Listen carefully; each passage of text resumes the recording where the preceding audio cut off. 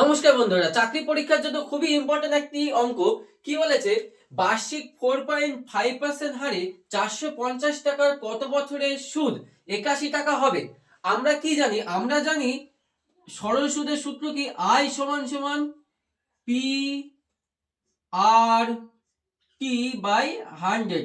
এখানে বলেছে আমাদের টি বের করতে হবে, কত বছরে টি বের করতে হবে। তাহলে টি সমান সমান কি হবে? যে 100টা উপরে যাবে ইন্টু আইটা যাবে এদিকে, এদিকে যাবে আইটা, আর নিচে হবে পি ইন্টু আর। চলো মানগুলো পুট করি। 100 থাকলো, আই সমান সমান হলো সুদ 81 টাকা, পি হলো প্রিন্সিপাল মানে আসল 450 টাকা, 450 ইন্টু আর হলো রেট অফ ইন্টারেস্ট কত? 4.5।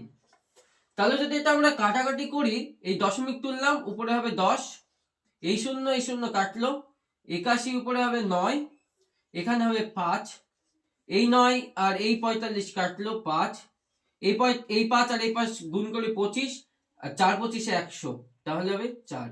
তাহলে উত্তর হবে 4। যদি ভিডিওটি ভালো লাগে থাকে তাহলে লাইক করবে এবং সাবস্ক্রাইব করে দেবে। ধন্যবাদ।